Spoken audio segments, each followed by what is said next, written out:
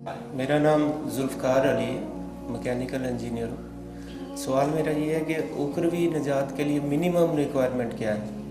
Minimum, اور خاص طور پہ آج کل نفسا نفسی کے دور میں ہر بندہ معاش کے مسئلے مسائل میں الجھا ہوا ہے، تو اس میں کیا نماز، روزہ، حج، زکوٰۃ یہی کافی ہے یا اس کے علاوہ بھی کرنے کا کچھ کام؟ اور وہ کام اگر ہے تو کیا ہے اور اس کو کیسے کرنا؟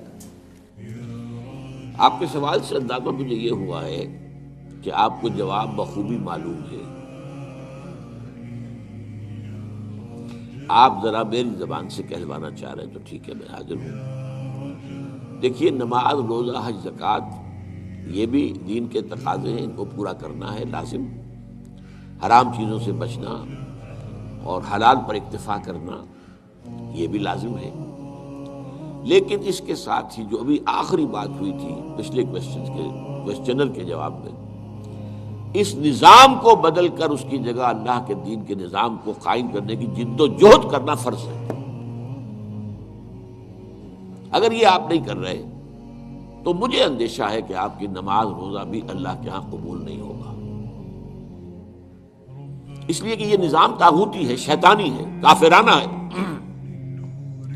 اس نظام کے خلاف جد و جہد اگر آپ نہیں کر رہے تو گویا کہ آپ اسے سپورٹ کر رہے ہیں۔ یہ بش نے کہا تھا یا کولن پاول نے، مجھے یہ معلوم نہیں ہے، جس پہ کہ پتاشے کی طرح ہمارے کمانڈو، چیف انجینئر اور صدر چیف آف آرمی اسٹاف بیٹھ گئے تھے، you are with us or against us, there is no grey area in between. اب یا تو ہمارا ساتھ دو یا پھر ہمارے دشمن شمار ہوں گے، یعنی اگر تم نیوٹرل رہنا چاہو گے تو ہم تمہیں دشمن سمجھیں گے۔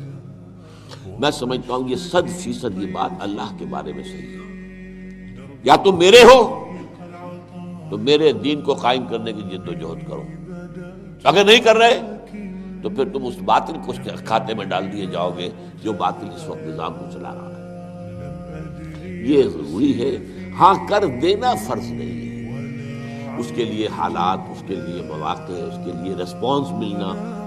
اگرچہ جیسا کہ میں نے ابھی کہا کہ وہ ایک جماعت ہوتی ہے جو اس کام کو کرتی ہے، ایک جماعت بھی محترم تعداد میں ہونی چاہیے نا، ایسے تو نہیں 200-400 آدمی تو مل کر ایک کام نہیں کر سکتے۔